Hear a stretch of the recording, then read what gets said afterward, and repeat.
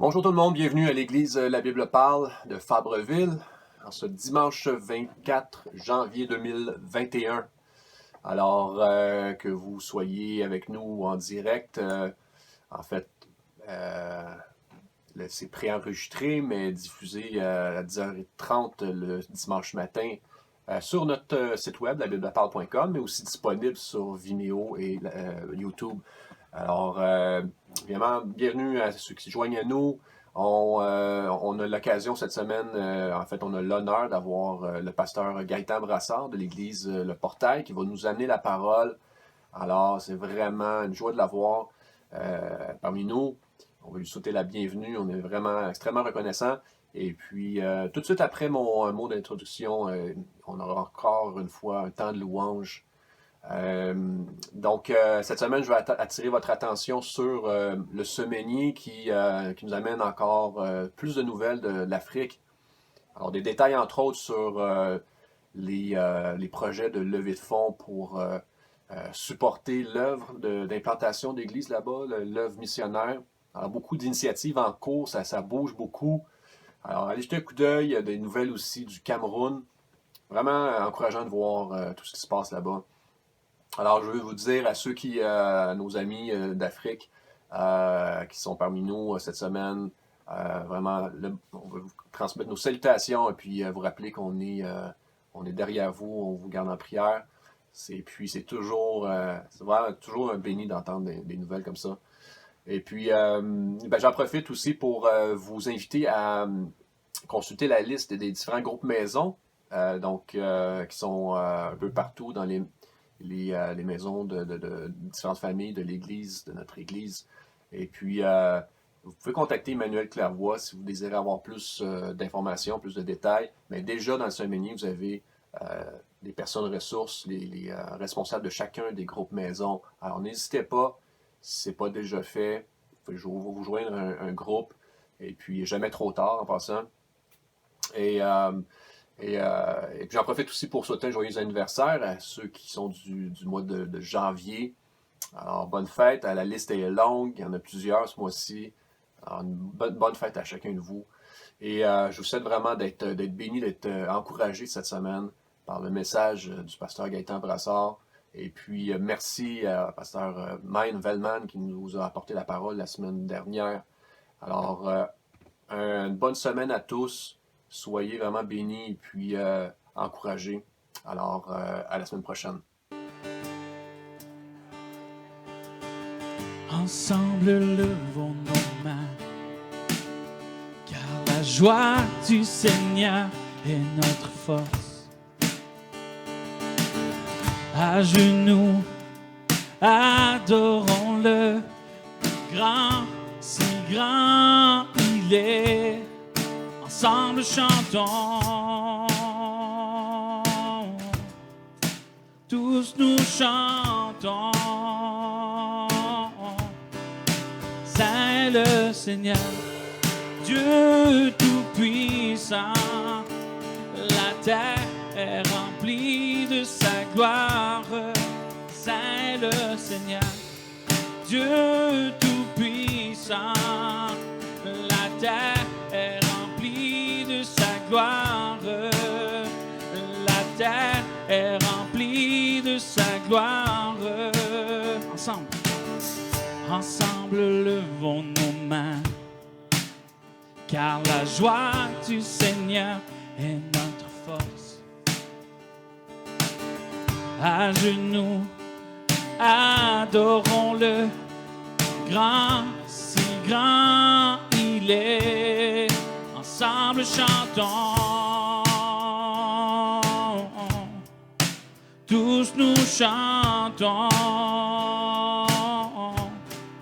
C'est le Seigneur, Dieu tout-puissant.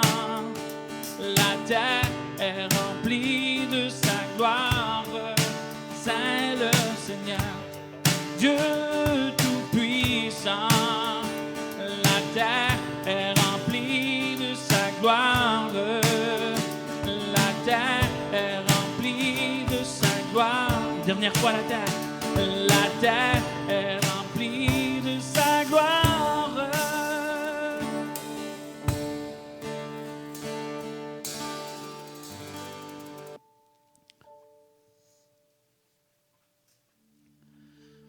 Pourquoi ce tumulte parmi les nations, ces vaines pensées parmi les peuples? Pourquoi les rois de la terre se soulèvent-ils et les princes se liguent-ils, eux, contre l'Éternel et contre son oint? Brisons leurs liens, délivrons-nous de leurs chaînes. Celui qui siège dans les cieux rit, le Seigneur se moque d'eux. Puis il leur parle dans sa colère, il les épouvante dans sa fureur. C'est moi qui ai oint mon roi sur Sion, ma montagne sainte. Je publierai le décret. L'Éternel m'a dit, tu es mon fils. Je t'ai engendré aujourd'hui. Demande-moi et je te donnerai les nations pour héritage, les extrémités de la terre pour possession. Tu les briseras avec une verge de fer. Tu les briseras comme le vase d'un potier. Et maintenant, roi, conduisez-vous avec sagesse. Juge de la terre, recevez instruction. Servez l'Éternel avec crainte et réjouissez-vous avec tremblement. Baisez le Fils de peur qu'il ne s'irrite et que vous ne périssiez dans votre voie, car sa colère est prompte à s'enflammer. Heureux tous ceux qui se confient en lui. Père éternel, tu établis ton royaume dans les cieux avant toute domination terrestre.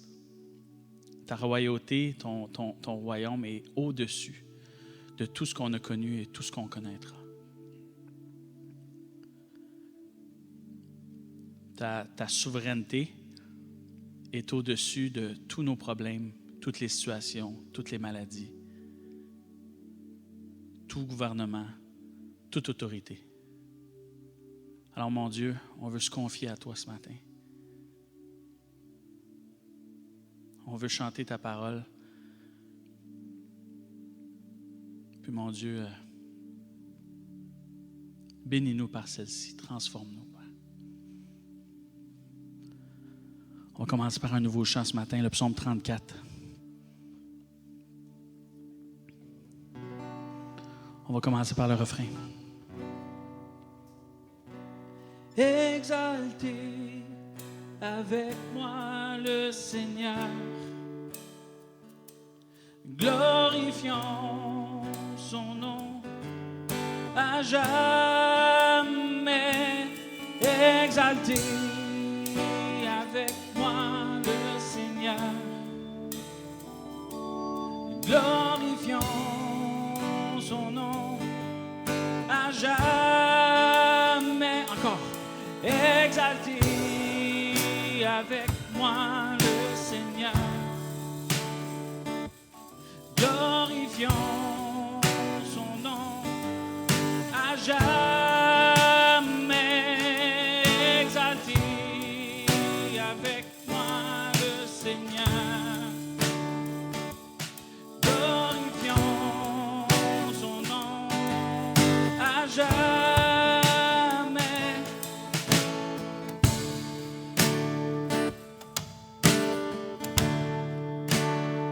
J'ai cherché le Seigneur, il m'a répondu, il m'a délivré de toutes mes frayeurs. Ceux qui regardent à lui sont radieux, non plus jamais honteux, non plus jamais honteux. Quand un malheureux crie, le Seigneur entend et il le sauvera de ses ennemis. Le Fils de Dieu entoure les siens pour les délivrer du danger. Exaltez. Exaltez avec moi le Seigneur, glorifions son nom à jamais. Exaltez avec moi le Seigneur, glorifions son nom à jamais. sans témoigner combien Dieu est bon. Heureux est celui qui trouve refuge en lui, car rien ne manque à ceux qui le craignent. Il pourvoira à tout, il pourvoira à tout. Exaltez avec moi le Seigneur, glorifions son nom à jamais. Exaltez avec moi le Seigneur, glorifions son nom à jamais.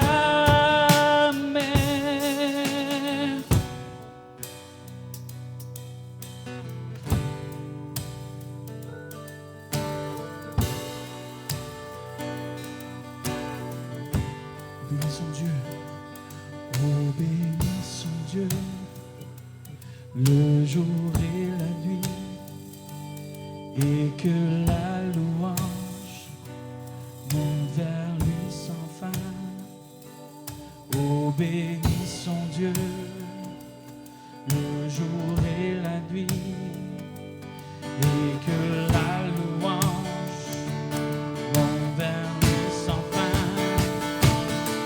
Exaltez avec moi le Seigneur, glorifions son nom à jamais. Exaltez avec moi le Seigneur, glorifions son nom à jamais. Glorifions, glorifions son nom à jamais. Dernière fois, glorifions son nom à jamais.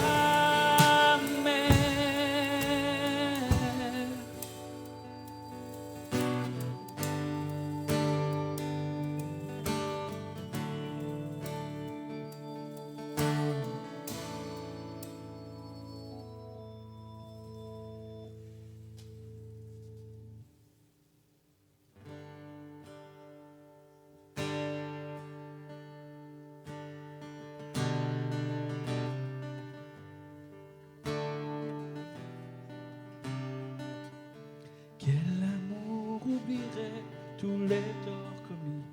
Pourtant notre Dieu sait les mettre en oubli. Jeté au plus profond d'une mer sans fond, là où le péché abonde, sa grâce surabonde. Gloire à Dieu, sa grâce vaut mieux que tout, plus fort que les ténèbres, nouvelle au matin, là où le péché abonde, sa grâce surabonde.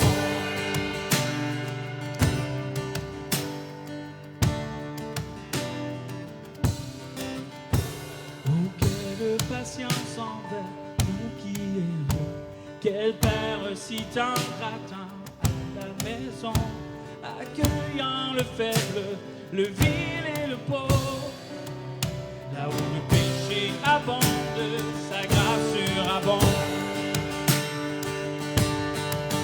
Gloire à Dieu, sa grâce vaut mieux que tout, plus fort que les ténèbres, nouvelle au matin, là où le péché abonde, sa grâce surabonde.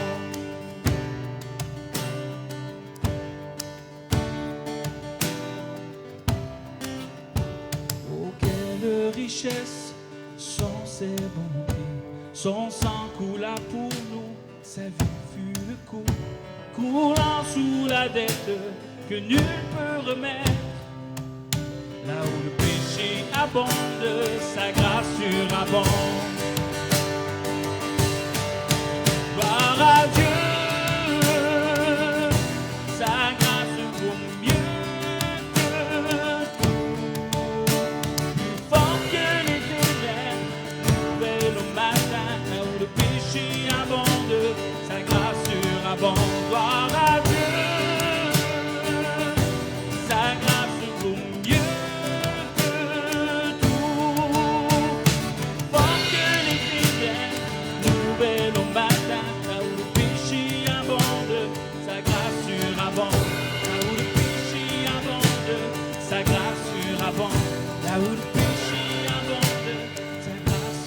enfant.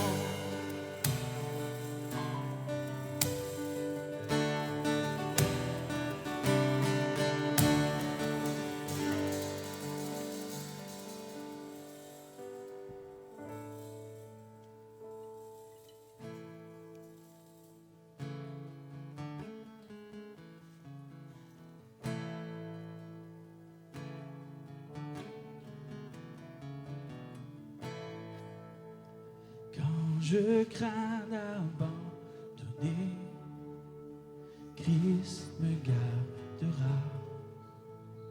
Quand Satan vient me tenter, il me gardera. Sur ce chemin sans son aide, je ne tiendrai pas. Mon amour est souvent tiède, il me gardera. Il me gardera. Il me gardera. Car mon Sauveur m'aime tant. Il me gardera.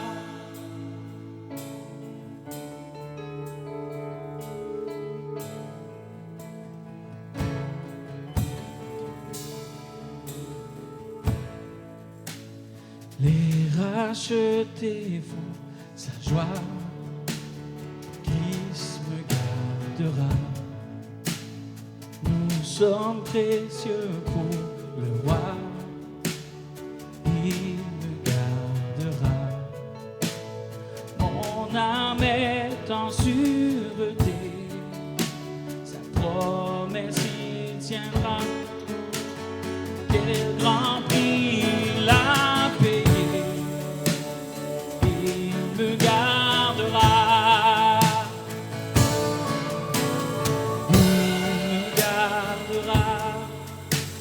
il me gardera, car mon Sauveur m'aime tant, me gardera.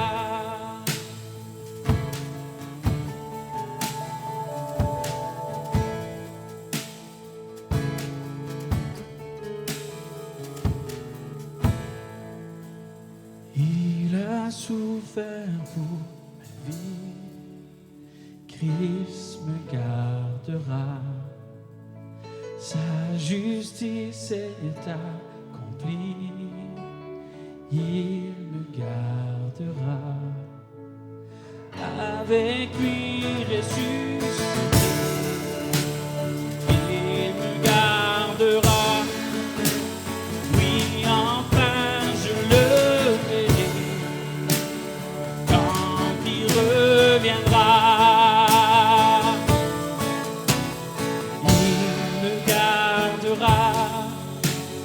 Il me gardera, car mon Sauveur m'aime tant. Il me gardera. Il me gardera. Il me gardera, car mon Sauveur m'aime tant. Il me gardera.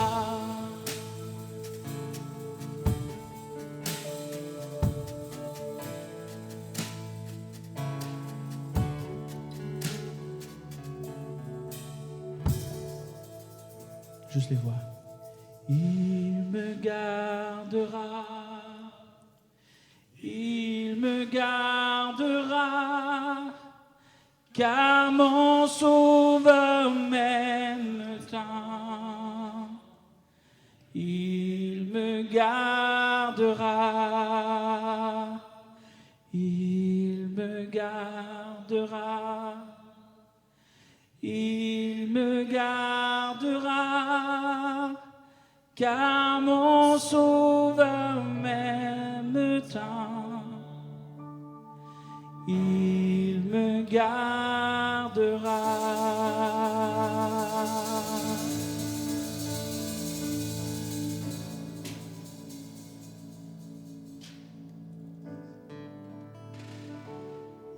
Cherchez d'abord le royaume de Dieu et sa justice.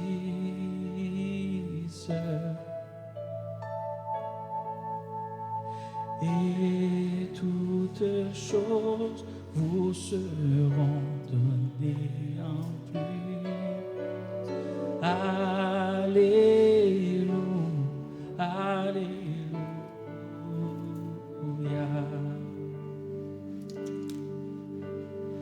Alléluia.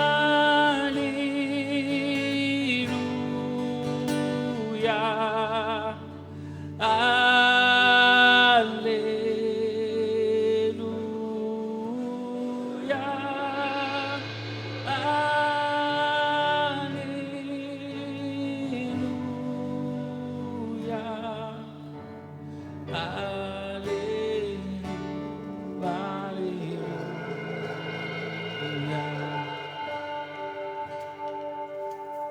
L'homme ne vivra pas de pain seulement, mais de toute parole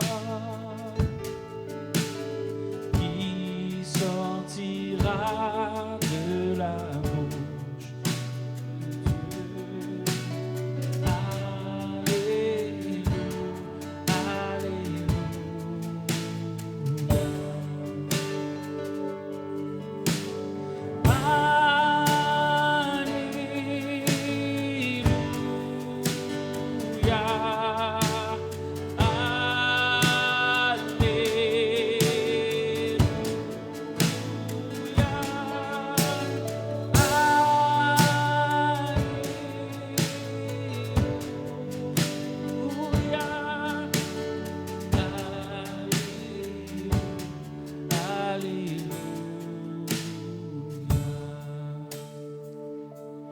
Mais celui qui se confie en l'Éternel est environné de sa grâce.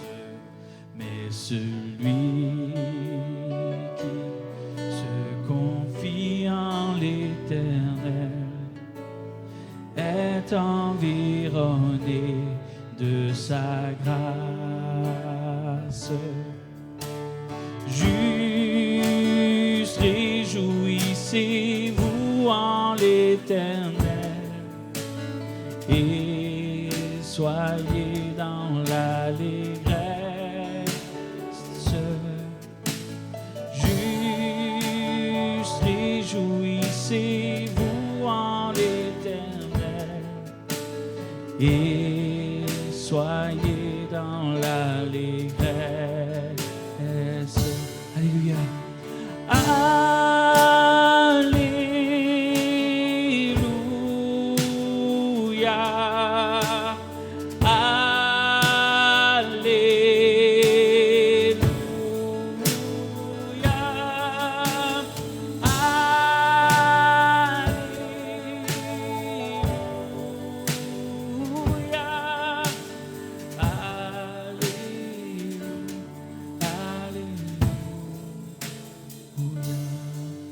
Juste.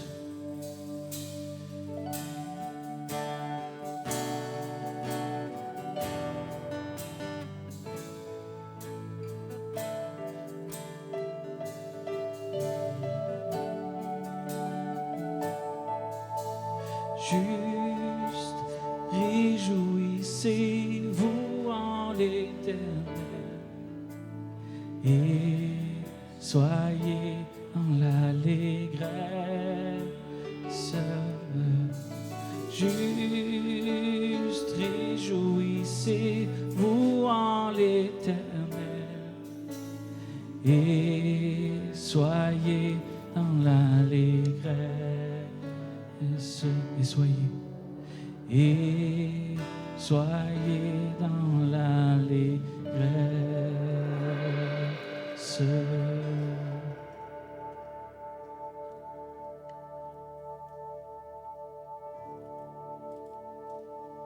On veut mettre toute notre confiance en toi. On veut s'attendre à rien d'autre. La seule certitude qu'on a sur cette terre, c'est la déception. Il n'y a que toi qui peux nous combler pleinement. On veut te faire confiance. Non pas parce qu'on peut produire cette confiance, non pas parce qu'on peut ou qu'on veut s'approcher de toi, mais parce que c'est toi qui plantes cette graine, c'est toi qui nous donnes cette foi, c'est toi qui la nourris. Tu t'es approché de nous. Tu nous aimes tendrement. On est tellement perdus sans toi. Alors, mon Dieu, comme un enfant qui est dans les bras de son père, qui se sent réconforté. Un enfant qui est dans les bras de son père n'a pas peur de rien, parce que son papa est là puis prend soin de lui. Il l'étreint fortement, puis il n'y a absolument rien qui peut y arriver. Seigneur Dieu, tu es notre Père. Tu nous protèges, tu nous gardes. Tu es au-dessus d'absolument toutes circonstances. Absolument tout. Puis on veut répondre à cet amour en écoutant ta parole ce matin.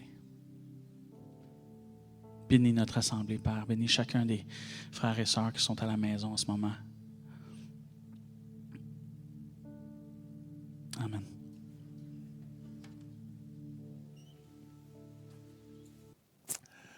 Bon matin, la Bible parle. C'est un plaisir pour moi de vous annoncer la bonne nouvelle de Jésus. Je tiens à remercier Pasteur Jeff pour l'invitation. Vous êtes privilégié d'avoir un homme qui aime la parole, qui prêche la parole depuis des années comme ça, fidèlement. Prêcher la parole, c'est une chose, mais de la prêcher fidèlement. Donc, c'est un homme que j'apprécie beaucoup. C'est un père dans la foi. Dernièrement, il est venu me voir au bureau. On devait jaser, prendre un café ensemble. Finalement, on a parlé pendant 3 heures. Vraiment, donc, Pasteur Jeff, je te salue. Merci du privilège que tu me donnes de pouvoir annoncer la bonne nouvelle de Jésus au peuple de la Bible parle. Merci à vous d'être là ce matin. C'est également spécial. Je veux saluer l'assistant pasteur Sylvain qui est un ami. D'ailleurs, il y a 25 ans, alors que j'étais un jeune chrétien, tout jeune chrétien, Sylvain était mon leader de jeunesse et le comité des leaders a décidé de me faire prêcher pour la première fois. Donc, la première fois que j'ai prêché, il y a 25 ans, c'est notamment grâce à Sylvain. Donc, c'est un frère que j'apprécie beaucoup.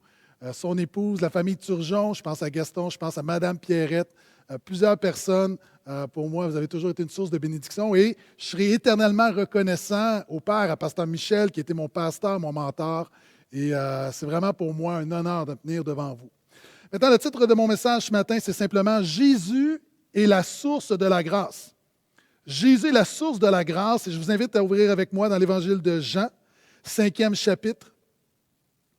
Un texte bien connu, un de mes textes préférés. On va y aller section par section. Et nous allons voir ensemble comment Jésus est la source de la grâce, malgré la pandémie, malgré le virus, malgré le chaos, malgré tout ce qui circule, malgré les tensions politiques. Jésus demeure Seigneur, Jésus demeure Sauveur, il est le roi des rois. Et on va voir dans Jean 5 comment dans ta vie et comment dans ma vie il est encore la source de la grâce. Jean 5, le verset 1. Après cela, il y avait une fête des Juifs et Jésus montait à Jérusalem. Or, à Jérusalem, près de la porte des moutons ou des brebis, il y a un bassin qui s'appelle en hébreu Bethesda et qui a 5 portiques. Sous ces portiques étaient couchés une multitude de malades, d'aveugles, d'infirmes, d'estropiés. Et il y a une tradition qui disait à l'époque qu'ils attendaient le mouvement de l'eau car un ange du Seigneur descendait de temps en temps dans le bassin et agitait l'eau. Le premier qui descendait, après que l'eau avait été ajoutée, était guéri, quelle qu'ait été sa maladie. La parole de Dieu reprend au verset 5. Là se trouvait un homme malade depuis 38 ans. Jésus le vit coucher, sachant qu'il était là depuis longtemps, et lui dit, « Veux-tu retrouver la santé? » Le malade lui répondit, « Seigneur, je n'ai personne pour me mettre dans le bassin quand l'eau est agitée. Pendant que moi je viens, un autre descend avant moi. » Et on voit ici une multitude, puis en fait, c'est plus qu'une multitude, c'est un condensé de misère humaine. On a des gens qui sont malades, on a des gens qui sont paralysés, qui sont là depuis des années, qui sont entassés. Souvent, on peut voir les récits bibliques de manière poétique, on pense à la source de Bethesda, puis on peut s'imaginer un peu comme une piscine ou un bain tourbillon. Tu dois comprendre que c'est un lieu crasseux, c'est un lieu puant. c'est le lieu des cas désespérés. Et cette histoire commence de manière extrêmement triste. Un homme qui est là dans la crasse, dans la misère, et rien ni personne ne peut rien pour lui. Et je veux vous dire, la Bible parle d'entrée de jeu que tu es cet homme. Tu es cet homme. Peu importe qui tu es, chrétienne, chrétienne, chrétienne, tu es cet homme. Vous savez, souvent les chrétiens, on voit la Bible comme une fenêtre pour voir le péché des autres, alors que la parole de Dieu est un miroir qui te renvoie à ta propre réalité. Et quand tu vois la misère de cet homme, la parole de Dieu déclare que c'est toi, c'est ta misère, tu es cet homme. Et on doit se poser la question, qu'est-ce que ce miracle enseigne? Dans l'Évangile de Jean, Jésus, lorsqu'il déclare quelque chose, il va souvent l'illustrer par un miracle. Par exemple, Jésus va dire « Je suis la lumière du monde », puis il va guérir un aveugle. Jésus va dire « Je suis le pain de vie », il fait la multiplication des pains. Il va dire « Je suis la résurrection et la vie », et il va ressusciter Lazare. Et on voit ici que Jésus veut nous enseigner qu'il est la source de toute bénédiction. Est-ce qu'on est d'accord que Dieu est la source du pardon, que la source de la délivrance, elle est en Dieu, que Dieu est la source de la puissance, que Dieu est la source de la transformation, que Dieu est la source de la restauration? Le problème, c'est que tu es naturellement incapable d'aller à cette source. Dieu est la source de la bénédiction, mais comme cet homme, nous sommes incapables d'aller à cette source. La Bible dit que nous sommes morts dans nos péchés. Okay? J'ai vu des gens morts et j'aurais pu leur dire « Aide-toi et le ciel t'aidera », mais la Bible dit que nous sommes paralysés dans notre péché. Plus que paralysés, nous sommes morts. La Bible dit pire encore, il n'y a aucun qui cherche Dieu. Si Dieu ne t'a pas trouvé, tu ne peux pas trouver Dieu. La Bible dit qu'aucun ne cherche Dieu par nature. Et même l'apôtre Paul va dire, avec toute mon expérience, je fais le mal que je ne veux pas et je ne fais pas le bien que je voudrais. Donc, je ne sais pas s'il y a quelqu'un autour de toi ce matin dans ton salon, dans ta cuisine ou peu importe, dans la voiture, puis tu écoutes ce message, tu peux dire à la personne à côté de toi, tu es un cas désespéré. Comme cet homme, nous sommes des cas désespérés. Pourquoi? Parce que nous sommes esclaves du péché.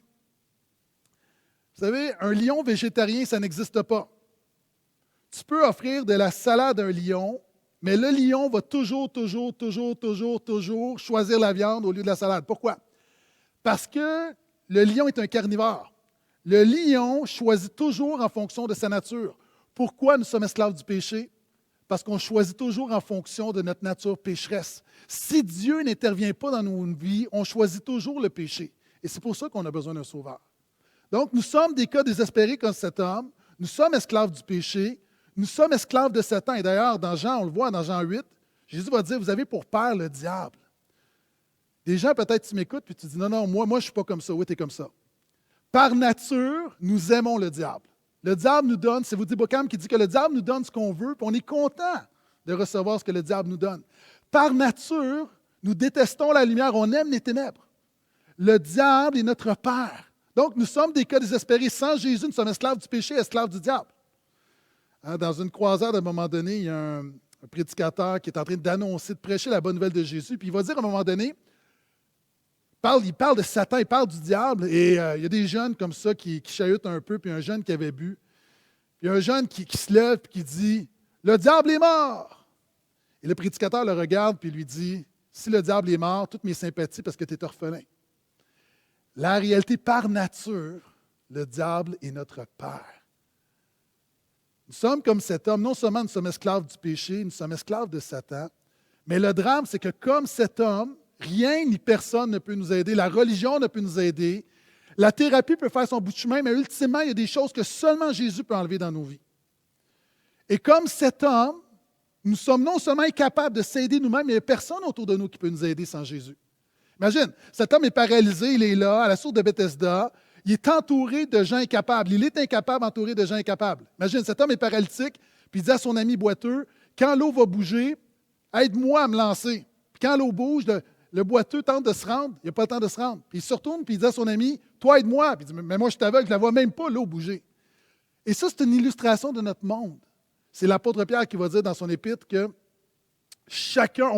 dans le monde, les gens promettent la liberté alors que nous sommes tous esclaves. Et comme cet homme, nous sommes un cas désespéré, nous avons besoin d'une intervention extérieure. Peut-être qu'il y a des gens qui m'écoutent ce matin et tu te dis, mais moi je suis chrétien depuis tellement longtemps, ce message-là ne s'adresse pas à moi. Je veux juste te dire, mon ami, qu'on ne gratte jamais de l'Évangile. Est-ce que tu sais qu'est-ce qu'un chrétien d'expérience de 20 ans a besoin? De la même bonne nouvelle qu'il a entendue la première fois, parce qu'on ne gradue pas de l'Évangile, on a toujours besoin de la bonne nouvelle de Jésus. Et quand on regarde, il y a des chrétiens qui disent, moi ça fait tellement d'années que ça ne s'applique pas à moi. Mon ami, même nous, avec le Saint-Esprit, encore une fois, nous avons de la difficulté à marcher dans la liberté. C'est pourquoi Jésus a dit, le Saint-Esprit vous conduira dans toute la vérité. Quelqu'un qui est venu me voir à un moment donné, un chrétien qui me dit, pasteur, j'ai besoin de délivrance. Je dis, tu n'as pas besoin de délivrance. Tu as besoin d'apprendre à marcher dans la délivrance que Jésus t'a acquise à la croix du Calvaire. Nous sommes comme cet homme, nous sommes esclaves. Est-ce que tu sais quelle est la seule prison qu'Houdini, tout le monde connaît Houdini, le grand magicien, la seule prison qu'Houdini a été incapable d'ouvrir? Un jour, à un moment donné, Houdini lançait des défis à différentes personnes, à différents directeurs de prison en disant « Moi, je peux m'évader de toutes les prisons. » Et il y a un directeur de prison qui a relevé le défi, puis il a dit à Houdini « Je suis convaincu que tu ne sortiras pas de ma prison, tu vas être incapable de déverrouiller le verrou. » Et l'histoire nous dit que Houdini est enfermé, et Houdini a essayé tous ses trucs pendant longtemps, pendant de longues minutes, tentant de déverrouiller la porte. Et à un moment donné, après de longues minutes, au-delà d'une heure, Houdini réalise que pour la première fois de sa vie, il va échouer. Houdini réalise que pour la première fois de sa vie, sa réputation va être affectée parce qu'il fait face à un défi qu'il est incapable de surmonter. Et au moment où Houdini réalise qu'il est incapable de débarrer cette porte, comme on dit au Québec, il va déposer sa tête sur la porte, puis la porte va s'ouvrir. La seule porte qu'Houdini est incapable de déverrouiller, c'est une porte qui est déjà déverrouillée. Mon ami, Jésus a déjà déverrouillé la porte. Nous n'avons pas besoin de nouvelles délivrances, nous avons besoin d'apprendre à marcher dans la délivrance qui nous a acquise. Et comme cet homme, nous sommes des cas désespérés. Mais voici la bonne nouvelle, on continue. Verset 8. Jésus lui dit, « Lève-toi, prends ton grabat et marche. » Aussitôt, l'homme retrouva la santé, il prit son grabat et se mit à marcher. La deuxième grande vérité de ce texte, c'est non seulement nous sommes des cas désespérés, mais la bonne nouvelle, c'est que Jésus est la véritable source de la grâce. On voit Jésus qui va initier quelque chose dans la vie d'un cas désespéré. La Bible parle, il y a toutes sortes de réalités qui m'écoutent ce matin. Il y a des gens, peut-être, tu as un défi dans ta maison, tes enfants ne sont pas sauvés, peut-être que votre mariage bat de l'aile, peut-être que vous êtes retombé dans de vieux péchés, peut-être que vous êtes en proie au découragement. Vous faites face à toutes sortes de situations. La bonne nouvelle, c'est que Jésus est encore en mesure d'initier quelque chose dans vos vies. On voit ici Jésus, qui non seulement Jésus n'offre pas la source, Jésus est la source. Hein? Jésus n'offre pas la vérité, Jésus est la vérité. Jésus ne donne pas, ne propose pas un chemin, Jésus est le chemin. Jésus n'est pas une vie, il est la vie. Et Jésus est la source. Et tu ne peux pas aller à la source. Par nature, on l'a vu, puis même nous, en tant que chrétiens, quelquefois dans notre chair, on ne veut pas aller à la source ou on ne peut pas aller à la source. Et la bonne nouvelle, c'est que le même Jésus qui s'est révélé à nous la première fois, alors qu'on ne peut pas aller à la source, c'est la source qui vient à nous. Alors que cet homme ne pouvait pas aller à la source, Jésus a été à cet homme. Vous savez, la grâce, et je sais, la Bible parle, vous avez une théologie robuste de la grâce. La grâce, c'est toujours trois choses. Hein? La grâce, elle est initiée, la grâce, elle est imméritée, et la grâce, elle est illimitée. Et on voit ici Jésus qui manifeste, qui va initier sa grâce, une grâce imméritée et infinie qu'il va offrir à cet homme. La grâce, elle est initiée. La Bible dit, nous sommes sauvés par grâce au moyen de la foi. Ce n'est point par les œuvres afin que personne ne se glorifie. Je veux que tu comprennes ce que Jésus a fait dans ta vie lorsqu'il t'a sauvé. Nous étions tous des rebelles, nous dit Éphésiens 2. Nous étions tous morts, incapables de s'en sortir. Nous étions tous coupables, ennemis de Dieu. Nous étions dans une prison spirituelle. Et ce n'est pas la même prison qu'Houdini. Les portes étaient verrouillées par notre péché. La colère de Dieu était sur nos vies. Et Jésus, dans sa grâce, a marché dans cette prison et il a ouvert quelques portes. Et est-ce que tu sais comment est-ce qu'on sait si quelqu'un est vraiment chrétien? C'est quand tu contemples ton salut et tu te dis, mais pourquoi moi? Jésus a ouvert quelques portes. Jésus a ouvert la porte de ma prison. Il aurait pu ouvrir une autre porte, mais dans sa grâce, il m'a choisi, pas à cause de moi, à cause de sa gloire. Et quand je réalise que Jésus m'a sauvé, moi qui ne méritais rien, qui n'était pas plus intelligent que quiconque, dans sa grâce, pure grâce, il m'a sauvé, je suis plein de courage lorsque je vis des épreuves parce que je sais que la grâce de Jésus demeure encore réelle. Alors qu'il a initié quelque chose dans mon salut, il a initié mon salut, il va encore initier des choses dans nos vies. Il initie la bénédiction, il initie ce que nous avons besoin. Ça, c'est la bonne nouvelle de Jésus. Deuxièmement, l'intimité. Les chrétiens, on a tendance à commencer par la foi puis finir par les œuvres. Hein, c'est Galates. Je sais pas, la Bible parle, pas vous autres. Je parle des autres églises. Les autres églises ailleurs. On a la difficulté à saisir que la grâce, elle est imméritée encore. On pense que le salut est immérité, mais on a l'impression que les autres bénédictions dans nos vies, on doit les mériter au moins un peu. Hein, c'est la chair. Pour moi, une des plus belles histoires de grâce, c'est ce papa, en fait, une famille qui a adopté une petite fille. Et la petite fille avait fait différentes familles. Et la petite fille de 5 ans, à peu près, c'est une fan de Disney. Elle va aller à Disney, puis les princesses, puis les châteaux, puis Disney, puis bon. Et à un moment donné, le papa va la voir et lui dit « J'ai une surprise pour toi. Donc, toute la famille, on va aller à Disney. Plus beau jour de sa vie. » Mais il s'est produit quelque chose de particulier. Donc, ce père raconte dans son texte que, suite à ça, la petite fille a commencé à être détestable. Donc, a commencé à se battre avec ses frères et ses sœurs. Bon. Donc, cette famille-là avait déjà des enfants, a commencé à voler, a commencé à être vulgaire. Petite fille de 5 ans, mais commençait à avoir un mauvais comportement, vraiment, vraiment un mauvais comportement, briser des choses. Puis à un moment donné, le père le prend à part, puis elle lui dit « Je sais ce que tu vas me dire. Tu vas me dire que je ne peux pas aller à dîner. » Le père va confesser « C'est sûr que j'ai voulu utiliser ça comme manipulation, mais je ne l'ai pas fait. » Parce que le père a compris qu'il y avait quelque chose de plus profond. Puis le père lui a dit « Est-ce que le voyage à Disney est un voyage de famille? » La petite fille, un peu penaude, a dit « Oui. » Et il lui a demandé, est-ce que tu fais partie de la famille? Puis elle a dit, ben oui. Il dit, dans ce cas-là, tu viens à Disney. Donc, c'est sûr que si tu continues d'avoir un mauvais comportement, il va y avoir des conséquences, mais Disney est un voyage de famille, tu viens à Disney. Les choses se sont calmées un petit peu, pas parfaitement. Mais le père raconte que lorsqu'ils ont été à Disney, à la fin de la première journée, ils sont à l'hôtel, prend la petite fille, puis la petite fille est émotive. Puis il pose la question, il lui dit, as-tu aimé ta journée? Elle a les larmes aux yeux, puis elle dit oui. Puis là, elle raconte, son cœur déborde, puis son rêve, puis elle a vu les princesses, puis les châteaux. Puis il lui dit, qu'est-ce que tu as appris aujourd'hui? Puis la petite fille de 5 ans de répondre, aujourd'hui, j'ai compris que si je suis à Disney, ce n'est pas parce que j'ai été une bonne fille, c'est parce que je suis ta fille. Frères, sœurs, si Dieu nous bénit, ce n'est pas parce qu'on a été de bons chrétiens, c'est parce que nous sommes enfants de Dieu. Nous avons besoin de passer d'une relation transactionnelle avec Dieu. Je te donne ma sainteté, tu vas me bénir. Une relation filiale. Mes enfants vont toujours demeurer mes enfants. Et Dieu nous bénit, pas parce qu'on fait des bonnes choses, pas parce qu'on est meilleur, parce que nous sommes enfants de Dieu. La grâce, elle est imméritée. Et Dieu peut répondre à ta prière, pas parce que tu as assez prié, pas parce que tu mérites, parce que Dieu t'aime et parce que tu es enfant de Dieu. Et la grâce, elle est infinie. Vous savez, il y a des gens qui m'ont déjà accusé, m'ont dit « Tu prêches trop la grâce. » Mais là, quand tu regardes la Bible, regarde les épîtres de l'apôtre Paul, ça se termine toujours avec la grâce, ça commence toujours avec la grâce. La grâce, c'est partout. Dans l'Ancien Testament, la grâce, c'est partout. Si on ne peut pas, la personne qui a prêché le plus la grâce, c'est Dieu dans sa parole. Et quand tu regardes la grâce de Dieu, non seulement la grâce, elle nous sauve, donc la faveur imméritée initiée de Dieu, elle nous sauve, mais la Bible dit qu'elle nous sanctifie, qu'elle nous transforme. En fait, la grâce fait tout. Puis quand des gens disent qu'on devrait moins prêcher la grâce, c'est comme dire, parce qu'il y a des gens qui disent, oui, mais parce qu'on peut abuser de la grâce. Frères, sœurs, on ne peut pas moins prêcher la grâce parce que certains abusent de la grâce. C'est comme dire qu'on va limiter l'air parce que certains abusent de l'air.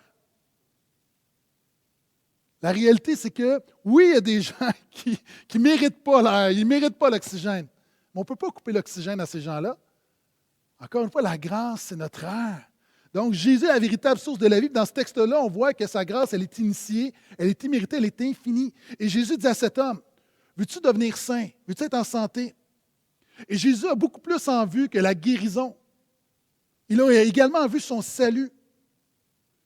Voici l'application. Jésus, dans sa grâce, t'aime assez pour t'accepter tel que tu es, mais il t'aime trop pour te laisser tel que tu es. Jésus est la source de la grâce. Pourquoi? Car il se sert des faibles, des malades, des trop jeunes, des trop vieux. Ceux qui m'écoutent, tu te trouves trop jeune. Bonne nouvelle, tu viens de te qualifier pour la grâce de Dieu. Comme si on pouvait se qualifier pour la grâce de Dieu. Je ne veux pas annuler mon message. Si tu te trouves trop vieux, bonne nouvelle, Jésus veut faire une œuvre dans ta vie. Donc, Jésus est la source de la grâce car il se sert des faibles, des malades, des trop jeunes, des trop vieux, des découragés, des rejetés, des disqualifiés, des incompétents, ceux qui se sentent incompétents, qui ne se sentent pas à la hauteur. Félicitations! Parce qu'encore une fois, c'est à ces gens-là que Dieu fait grâce. Jésus fait grâce à ceux qui ne méritent rien, qui ne peuvent rien, qui ne sont rien. Et on continue. Donc, je rappelle le verset 2. Cet événement se situe où? À Jérusalem, près de la porte des brebis. Il y a un bassin qui s'appelle en hébreu Bethesda. C'est important. OK, retiens ça, Bethesda. On reprend verset 10. Or, c'était le sabbat. Ce jour-là, les Juifs disaient donc à celui qui avait été guéri, c'est le sabbat. Il ne t'est pas permis, on est bon les chrétiens là-dedans pour dire ce qui n'est pas permis, il ne t'est pas permis de porter ton grabat. Il leur répondit, ben, c'est celui qui m'a rendu la santé qui m'a dit, prends ton grabat et marche. Ils lui demandèrent, qui est l'homme qui t'a dit, prends et marche? Mais celui qui avait été guéri ne savait pas qui c'était, car Jésus s'était esquivé. En effet, il y avait foule en ce lieu. Frères, ça se déroule où? Bethesda. Est-ce que tu sais que veut dire Bethesda? Bethesda, vient de l'hébreu, ça veut dire maison de la grâce. Dans la maison de la grâce, on devrait s'attendre que les croyants, que les religieux, on devrait s'attendre à avoir une célébration de la grâce. Mais non. Dans la maison de la grâce, il y a le rejet de la grâce. Pourquoi? Parce que la grâce scandalise et la loi sécurise. Je vais revenir à ces concepts dans quelques instants. Et la troisième chose que ce texte, et je te rappelle, ce texte-là est un miroir. Donc, premièrement, il est centré sur Jésus, mais un miroir sur ce que Jésus fait dans nos vies. Premièrement, tu es cet homme, tu es ce cas désespéré. Deuxièmement, Jésus est la véritable source de la grâce. Troisièmement, la Bible parle. Est-ce que tu vis vraiment dans la maison de la grâce? Est-ce que ton comportement reflète la maison de la grâce? Est-ce que ta vie est une célébration de la grâce ou un rejet de la grâce? Non seulement envers les autres, mais dans ta propre vie. Pourquoi la grâce est-elle si difficile à accepter? La grâce et le message de la grâce scandalise. Le message de la croix encore une fois, qui est l'illustration, qui est même plus que l'illustration, qui est la concrétisation de la grâce, scandalise. Pourquoi est-ce que la grâce est si difficile à accepter? Quelqu'un a déjà dit, si tu veux mettre les gens en colère, prêche la loi. Mais si tu veux vraiment les mettre en colère, prêche la grâce. Pourquoi? OK. Parce que la loi offense parce qu'elle te dit quoi faire. Hein? Tu feras ci, tu ne feras pas ça, les 10 commandements. Hein? Tu ne commettras pas d'adultère. Hein, tu ne vas pas me dire quoi faire. C'est dérangeant, tu ne voleras pas, tu ne calomnieras pas. Pourquoi? Tu n'auras pas d'autre Dieu, tu n'auras pas d'idole. Hein? Les idoles du cœur sont encore très présentes aujourd'hui. Puis la réalité, quand on regarde ça, ça nous dérange parce que la parole de Dieu nous dit quoi faire. Mais la Bible parle, est-ce que tu sais qu'est-ce qui fâche plus les gens que de se faire dire quoi faire? De se faire dire qu'on ne peut rien faire. La loi offense parce qu'elle nous dit quoi faire, mais la grâce, elle nous scandalise. Pourquoi? Parce qu'on déteste se faire dire qu'on ne peut rien faire. Quand on regarde dans le texte ici, on voit, on rejette la grâce, puis les croyants, on est devenus des spécialistes pour offrir des substituts à la grâce. On comprend la grâce de Dieu, mais on a de la difficulté à vivre la grâce de Dieu dans nos propres vies. C'est pourquoi les chrétiens, on trouve toutes sortes de remplacements à la grâce. Hein, je l'ai dit tout à l'heure, un jour j'ai demandé à un homme c'était quoi son verset préféré, puis il me dit « Aide-toi et le ciel t'aidera ». J'ai dit « OK, j'ai très très hâte que tu me donnes la référence biblique de ce beau verset non biblique. » Aide-toi et le ciel t'aidera, ça les chrétiens l'emploient, mais mon ami, c'est le message le plus anti-chrétien qui soit. Aide-toi et le ciel t'aidera, ce n'est pas l'Évangile, ce n'est pas le christianisme. Le christianisme, c'est Dieu qui aide, le ciel aide des gens qui ne peuvent pas s'aider eux-mêmes, des gens qui sont perdus, des gens qui sont dévastés, des gens qui sont blessés. Mais non, c'est trop difficile de recevoir la grâce parce que ça nous dit qu'on ne peut rien faire, il faut simplement recevoir comme un cadeau. On veut avoir un contrôle. C'est pourquoi la grâce scandalise, mais la loi sécurise. On aime rajouter des règles. On aime avoir l'impression qu'on contrôle la faveur et la bénédiction de Dieu. Parce que c'est paniquant quand il n'y a pas de cause à effet entre ce que je fais et ce que Dieu me donne. Donc, c'est comme la machine à bonbons. Je mets le 25 sous, j'ai la gomme.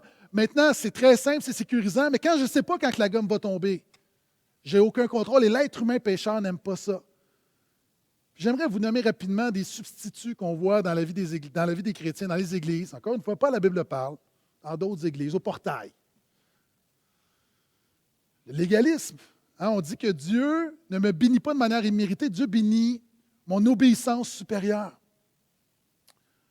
C'est ce que faisaient les pharisiens. Hein. En fait, les pharisiens avaient la loi, mais ils ont rajouté des choses. C'est comme, par exemple, à la maison, j'ai une piscine. La piscine est un lieu de bénédiction, de célébration, de réjouissance. Mes enfants vont se baigner. Mais évidemment, je veux protéger mes enfants, donc je mets une clôture. Donc, j'ajoute quelque chose pour protéger la bénédiction. C'est ça le légalisme. Ça part d'un bon principe, mais c'est une mauvaise réaction. Puis imagine que je dis à mes enfants, tu ne peux pas franchir la clôture pour aller te baigner, mais plus encore, vous allez rester dans la maison tout l'été pour être sûr que vous n'allez pas franchir la clôture et que vous n'allez pas tomber dans la piscine. Et pour être certain que mes enfants restent en sécurité, je vais dire non seulement vous n'allez pas être dans la piscine, vous n'allez pas franchir la clôture, vous allez rester dans la maison, vous allez aller vous enfermer dans le sous-sol pour être certain de ne pas tomber dans la piscine. Voyez-vous, c'est ça le légalisme. C'est qu'on veut tellement préserver la bénédiction, la parole de Dieu, qu'on rajoute plein de choses qui annulent la bénédiction de la parole de Dieu. Alors moi, pendant des années, j'étais dans le légalisme. Moi, il y a des périodes de ma vie où on me dit un bon chrétien doit prier à tous les jours une demi-heure.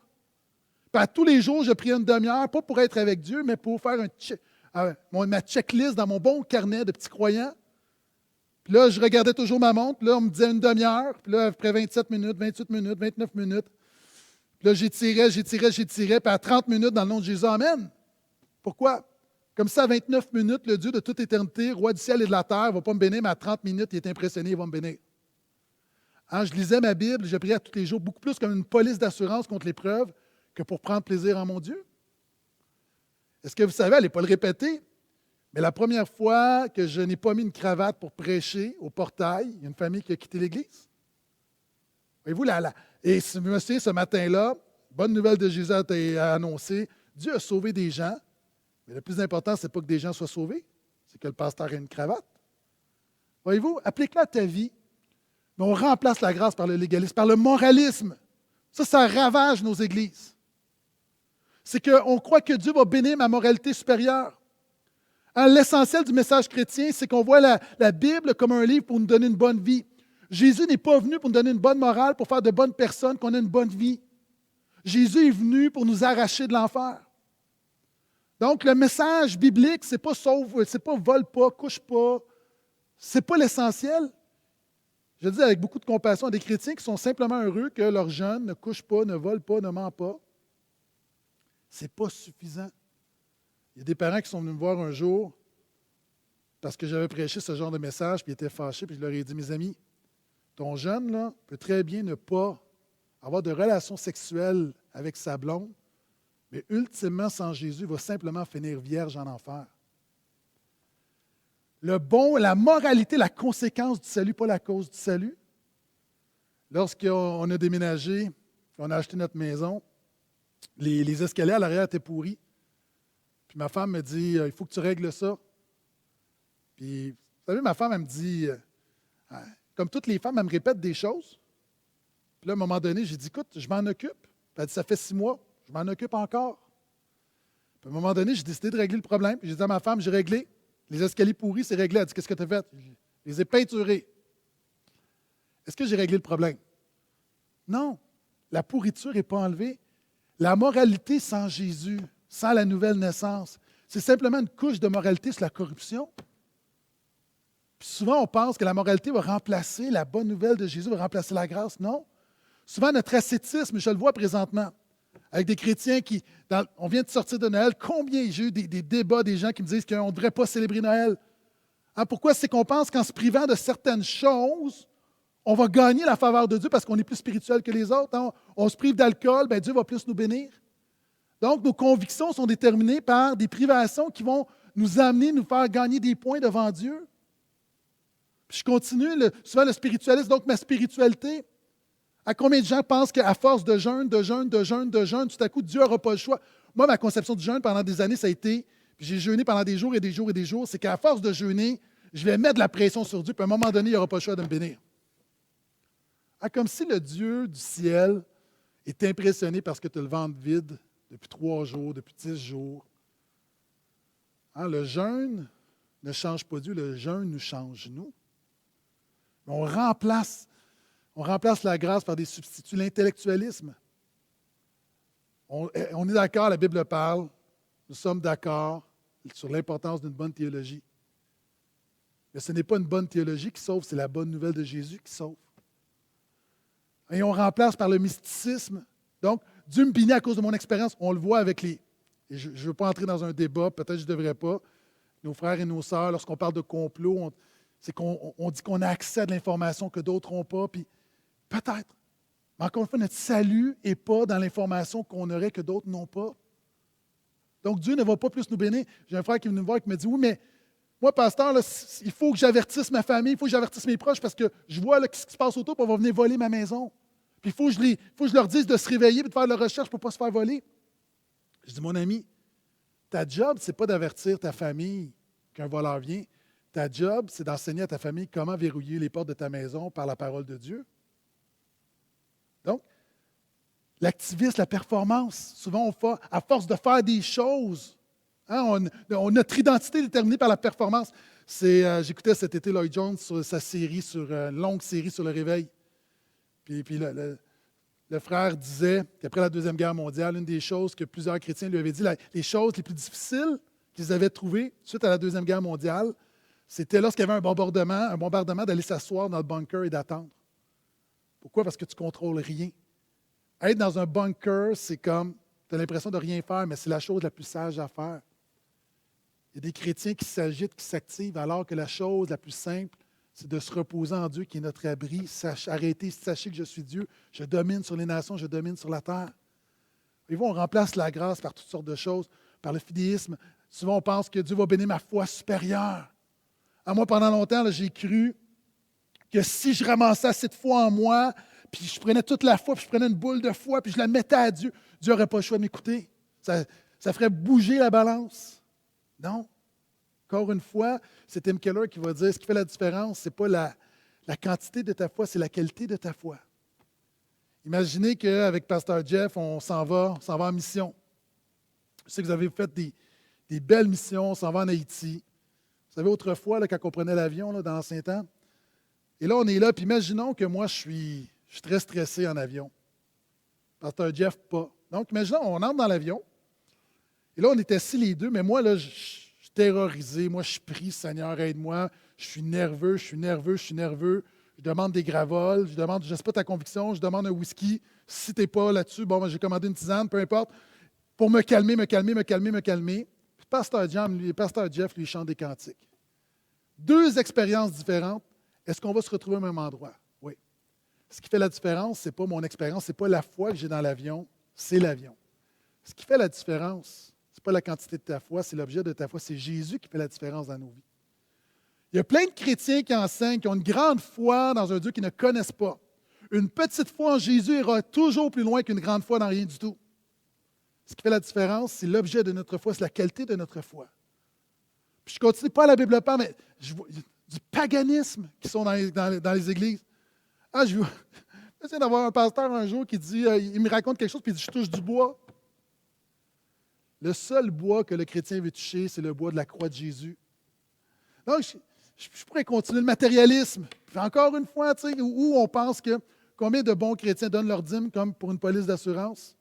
Puis on a vu dans certains milieux ou des évangélistes qui disent donnez-nous un don, puis Dieu va vous donner au centuple. Puis moi, j'ai le goût de leur écrire pour dire j'aimerais ça que tu me fasses un don, voir si ça marche de l'autre bord. Donc, en fait, ce que je veux dire, frères, sœurs, c'est que les chrétiens, nous sommes des spécialistes pour contaminer la grâce de Dieu. Quand mes enfants étaient tout petits, 3 et 5 ans, on avait été dans une barboteuse, une petite piscine. Puis à un moment donné, il y a une petite fille qui est là, puis bon, elle joue avec mes enfants, puis je ne sais pas, elle a peut-être 3-4 ans. Je vais toujours me rappeler, elle se lève, petite piscine, elle regarde autour, puis elle vomit. C'était spectaculaire, mais est-ce que je serais un bon père de dire non, c'est correct, les enfants, continuez de vous baigner, il n'y a pas de problème. Essayez d'éviter. Non. Lorsqu'on tente d'ajouter à la grâce. Vous savez, le problème des chrétiens, ce n'est pas qu'on nie la grâce, c'est qu'on ajoute à la grâce ce qui annule la grâce.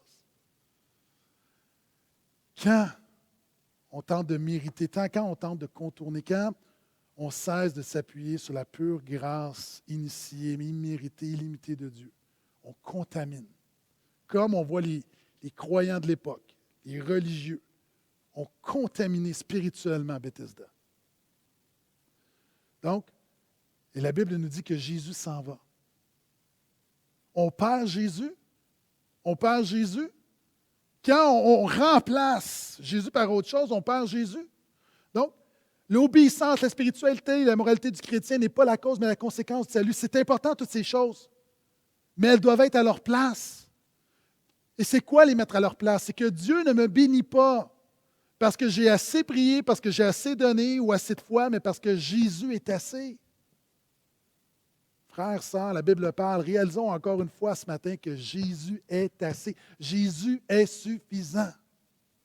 Jésus est notre plus grand trésor, notre plus grande richesse. Jésus est suffisant.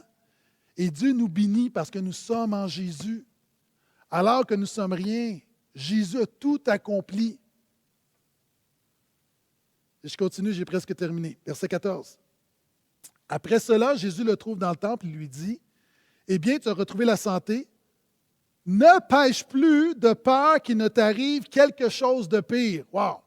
Un verset que des prédicateurs ont utilisé pour traumatiser, condamner des gens. Je reviens. Jésus dit, donc il retrouve l'homme, il dit, « Ne pêche plus de peur qu'il ne t'arrive quelque chose de pire. » Et voici la quatrième vérité de ce texte.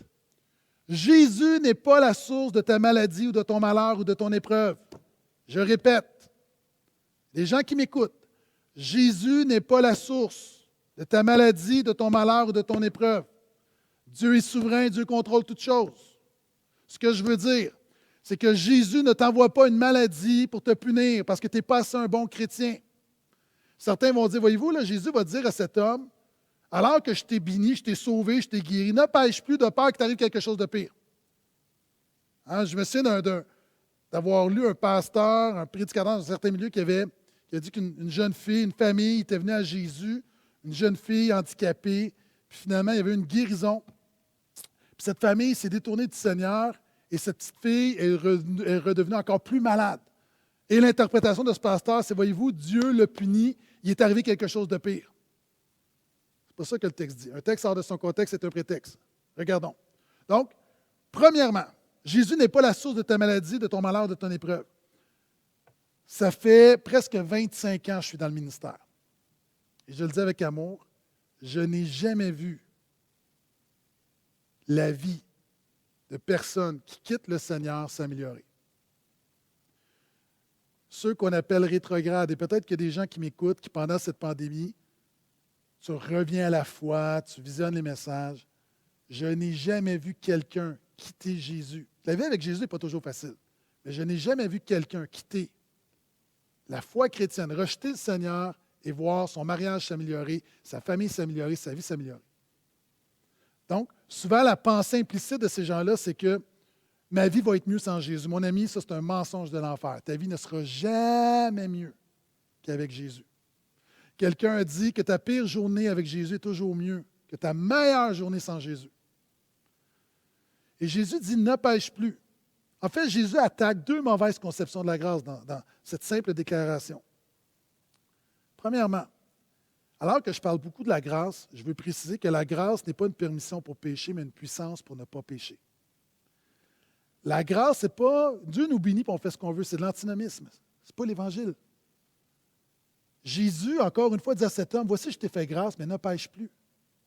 C'est-à-dire, alors que tu as reçu la grâce n'est pas là seulement pour te guérir, elle est là pour te sanctifier, pour te transformer. Donc, on ne peut pas confiner la grâce au salut. Notre sanctification est par la grâce. C'est Pierre qui va dire que le Dieu de grâce vous transformera lui-même. Je continue. 1 Corinthiens va nous dire que Jésus est non seulement notre salut, il est notre rédemption, notre consécration. Et la deuxième chose que Jésus dénonce par cette simple déclaration ne pêche plus. Donc, premièrement, la grâce n'est pas une permission pour pécher, mais une provision, une puissance pour ne pas pécher. Deuxièmement, c'est Dallas Willard qui dit que la grâce n'est pas opposée à l'effort, mais opposée au mérite. Pourquoi la Bible dit « œuvrez à votre salut ». Donc, la grâce n'est pas opposée à l'effort. Le chrétien, celui qui met ses efforts. Suivre Jésus, on met nos efforts. Se sanctifier, marcher dans la parole, ça nécessite des efforts. La grâce n'est pas opposée à l'effort.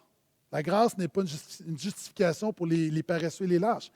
La grâce, encore une fois, n'est pas opposée à l'effort, mais opposée au mérite. Quand quelqu'un me donne un cadeau, c'est une grâce. Est-ce que je serais est-ce que je serais reconnaissant de dire merci, mais peux-tu le déballer à ma place? Parce que moi, c'est de l'effort. Là. C'est alors que je ne mérite rien, déballe. Hein, notre anniversaire, quelqu'un nous fait un cadeau. Mais non, quelqu'un nous fait un cadeau, c'est une grâce, mais on va se donner au moins, on va mettre l'effort de déballer le cadeau. Alors que Dieu nous fait grâce, on met notre effort à suivre Jésus. Donc, ce n'est pas un mérite, c'est une réponse à la grâce. Et regardez ce que Jésus va dire. Ne pêche plus de peur qu'il ne t'arrive quelque chose de pire. Donc, encore une fois, certains vont dire que ici, Jésus enseigne que tes péchés peuvent être la cause de maladies, de malheur. Puis on le voit avec les liens générationnels ou toutes sortes de choses où les gens disent, tu veux trouver un lien avec ton épreuve. Fais pas ça. Fais pas ça. Les chrétiens disent pourquoi? Le chrétien ne dit pas pourquoi l'épreuve, mais comment Dieu me fait grâce dans l'épreuve. De peur qu'il ne t'arrive quelque chose de pire. C'est quoi cette chose pire? Regarde le contexte. Je n'ai pas le temps de lire ce matin, mais dans Jean 5, si tu regardes le verset 19 à 30, immédiatement après, on a l'histoire de Bethesda, puis après on a un discours de Jésus. Et Jésus parle de quoi? Du jugement dernier. Et Jésus va dire, au verset 29, que celui qui a le Fils ne vient pas en jugement, il est déjà jugé. Pourquoi? Parce que Jésus a porté notre condamnation, notre jugement à la croix. Donc, Jésus, dans son message, contredit ceux qui disent que, encore une fois, Dieu nous envoie des épreuves en fonction de notre standard de chrétienté. C'est anti-grâce. Non. Oui, nous répondons avec foi. Oui, nous mettons nos efforts. Mais Jésus enseigne qu'est-ce qui peut, de peur qu'il t'arrive quelque chose de pire. C'est quoi le pire? Ce n'est pas d'avoir un handicap plus grand, c'est l'enfer. Qu'est-ce qui est pire que toute épreuve humaine? C'est la condamnation éternelle, c'est l'enfer éternel. Puis ce que Jésus est en train de dire, c'est qu'alors que tu as reçu la grâce de Dieu, cette grâce-là va te rendre persévérant. Mais si tu te détournes de Jésus, c'est la preuve que tu n'as pas reçu cette grâce. Et qu'est-ce qu'il y a de pire que l'épreuve? C'est la condamnation éternelle. Et c'est pourquoi Jésus va dire, celui qui a le Fils a déjà été jugé. On a tous entendu des prédicateurs nous imager le jugement dernier où, quand on va se présenter, Dieu va présenter nos péchés. Puis il y a des gens qui sont nerveux. Moi, je me sens comme Paul, je suis le plus grand des pécheurs. J'ai encore aujourd'hui, après des années de vie chrétienne, j'ai désespérément besoin de la grâce de Jésus. J'ai encore besoin d'un sauveur présentement, comme j'en ai eu besoin il y a 20 quelques années. Ma dépendance envers Dieu n'est pas moins grande avec mon expérience. Mais savez-vous quoi? Lorsque je vais me présenter devant Dieu, c'est avec assurance. Avec assurance. Pourquoi? Parce qu'encore une fois, si Dieu me dit, si le Père me dit, tu t'en vas en enfer, je ne pourrai pas contester ce que le Dieu Tout-Puissant dit. Mais comme a dit cet homme, je vais dire à Dieu, dans ce cas-là, ton fils va devoir venir avec moi en enfer parce que lui et moi, nous sommes un, je suis caché en Jésus. C'est ce que Jésus dit. Celui qui a le Fils, il n'est pas jugé, il ne vient pas en jugement. Pourquoi? Parce que c'est Jésus qui a subi notre jugement. Un jour, il y a un père avec son enfant qui sont dans une forêt. En fait, c'est dans les prairies. Puis il y a un grand feu, puis le feu avance rapidement, et le père réalise qu'il est coincé. Et ce que le père fait, il va prendre un briquet, puis il va allumer. Il va allumer un feu, il va avoir un cercle, puis il va aller se tenir dans le cercle. Son enfant lui dit, « Papa, qu'est-ce que tu fais? Je ne comprends pas, j'ai peur. » Puis là, le feu approche. Puis l'enfant dit, « Mais papa, le feu va nous brûler. » Le père se tient là où l'herbe est brûlée, puis il dit, « Non, le feu ne passe jamais deux fois au même endroit. » Frères et sœurs, nous ne serons pas jugés lors du jugement dernier parce que notre jugement est passé sur Jésus. C'est ce que Jésus est en train d'enseigner. Donc, toi qui m'écoutes, tu fais la paix avec Dieu en Jésus. Alors qu'on regarde à notre réalité, qu'on regarde à ce qu'on vit, on regarde à cette pandémie, ce n'est pas ton plus grand défi présentement. Il y a quelque chose de pire que tout ce qu'on peut vivre dans ce monde. Mais lorsqu'on fait la paix avec Dieu en Jésus, lorsqu'on se confie en Dieu, on se confie dans la croix de Jésus, alors qu'on est pécheur et que Dieu nous impute la justice de Christ, c'est-à-dire qu'il nous regarde totalement juste et droit. Alors que Jésus a accompli la loi, il était parfait. Il y a des gens, quelquefois, qui disent qu'ils sont une bonne personne. Il y a une seule bonne personne sur cette terre pour le crucifier, c'est Jésus. Mais la bonne nouvelle, c'est que toute cette justice de Jésus, elle est sur nos vies, par la foi. Ça s'appelle la justification. Et oui, l'enfer est pire que toutes les expériences humaines. Mais ce que Jésus veut faire dans ta vie est mieux que toutes les expériences humaines. Donc, ne pêche plus de peur qu'il ne t'arrive quelque chose de pire. Et je termine. Verset 15. L'homme s'en alla dire aux Juifs que c'était Jésus qui lui avait rendu la santé. C'est pourquoi les Juifs persécutaient Jésus, parce qu'il faisait cela pendant le sabbat. Jésus leur répondit, « Mon Père est à l'œuvre jusqu'à présent, et moi aussi je suis à l'œuvre. » C'est pourquoi les Juifs cherchaient d'autant plus à le tuer, non seulement parce qu'il annulait le sabbat, mais parce qu'il disait que Dieu était son propre Père, se faisant ainsi lui-même égal à Dieu. Et c'est vraiment important. Donc, je termine. Frères, sœurs, Jésus est la source de la grâce. Premièrement, tuer ce cas désespéré. Deuxièmement, Jésus est la véritable source de la grâce, c'est-à-dire il vient à nous alors qu'on ne peut pas aller à Dieu. Troisièmement, est-ce que tu vis vraiment à la maison de la grâce? Ou est-ce que dans ta vie, tu as tendance à mettre des substituts à la grâce? Parce que notre chair désire désespérément mériter quelque chose. Quatrièmement, Jésus n'est pas la source de ta maladie ou de ton malheur. Puis finalement, simplement, la parole de Dieu pointe vers une chose. Reçois la bonne nouvelle de la grâce et de la personne de l'œuvre de Jésus. L'Évangile. Personnellement, je préfère le mot « bonne nouvelle » parce que Évangile est littéralement une bonne nouvelle. Puis quelquefois, Évangile devient un genre de slogan évangélique. Non, est-ce que tu as reçu la bonne nouvelle de Jésus? Est-ce que le christianisme, est-ce que ta foi est une bonne nouvelle? Est-ce que Jésus est une bonne nouvelle? Est-ce que Dieu est une bonne nouvelle pour toi? Est-ce que toi, chrétien, tu es une bonne nouvelle pour les gens autour de toi? Et reçois la bonne nouvelle de la personne et de l'œuvre de Jésus. Premièrement, la personne. Jésus parle du Père. J'ai beaucoup parlé de Jésus. Vous savez, les chrétiens, on prêche surtout Jésus, mais pas seulement Jésus. Nous sommes trinitaires, nous croyons à un Dieu existant éternellement en trois personnes, le Père, le Fils et le Saint-Esprit, dans une parfaite unité relationnelle. C'est important dans le salut. Père, Fils et Esprit. Puis Jésus le dit là. Le Père et moi, nous sommes un. Donc, c'est fondamental. Pourquoi?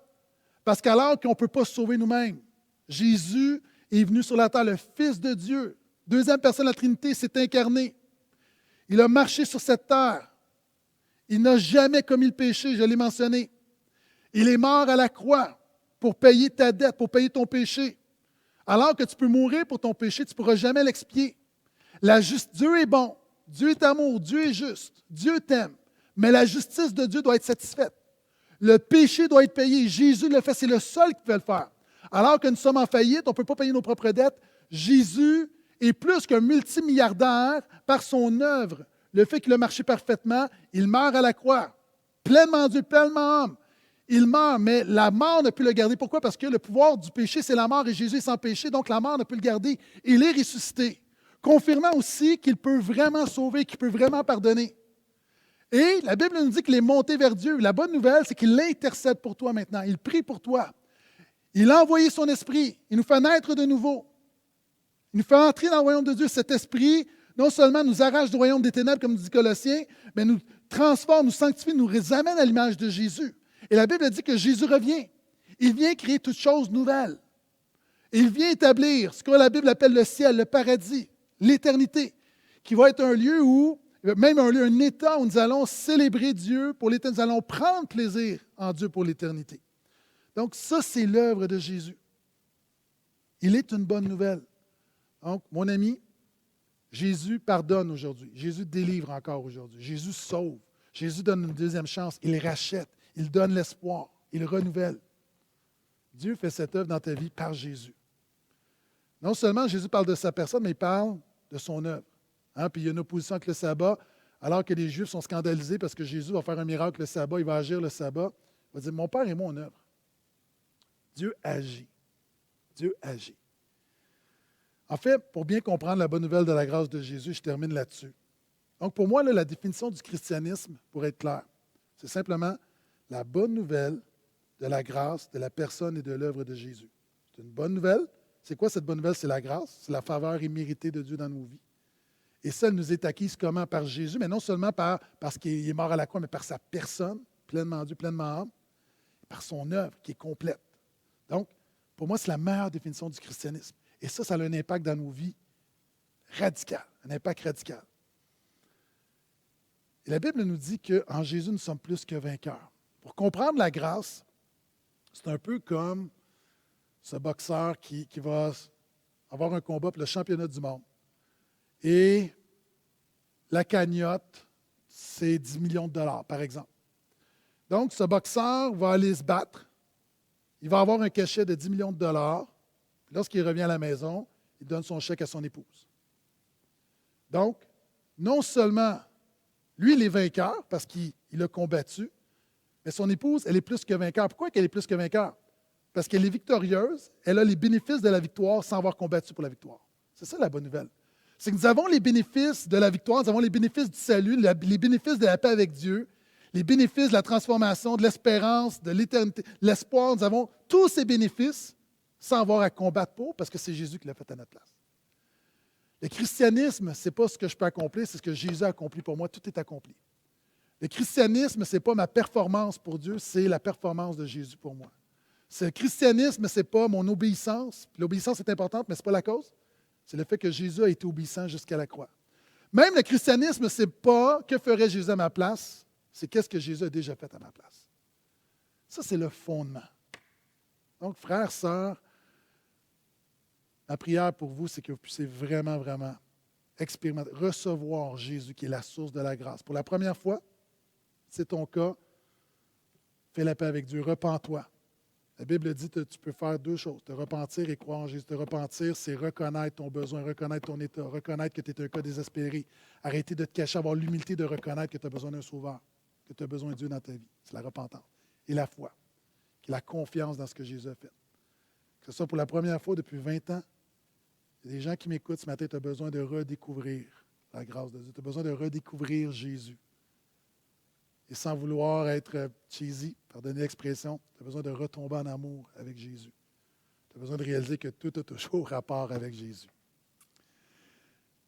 Père, merci pour ta parole, merci pour l'Esprit, merci en nous, merci pour Jésus qui a tout accompli. Merci pour cette Église, merci pour la Bible parle, merci pour le leadership de Pasteur Jeff au travers des années, la fidélité. Merci pour les hommes et les femmes au leadership que tu amènes autour de lui. Je prie pour mon frère Sylvain, je prie pour les autres. Seigneur, je te prie pour l'Église. Dans ce temps particulier de pandémie, la mission de l'Église continue. Alors qu'on ne peut pas se réunir, alors que les bâtiments sont fermés, l'Église n'est pas fermée. Je te prie pour la Bible parle, Seigneur, que tu puisses continuer de la diriger. Merci pour ta grâce qui est sur cette Église depuis des années. Et je te prie de continuer de préserver, de protéger cette Église, de continuer d'agir dans cette Église. Seigneur, en tant que pasteur à Laval, à Fabreville, je suis tellement reconnaissant d'avoir non seulement des voisins qui sont une bonne Église, mais des frères et des sœurs. Nous sommes dans la même équipe.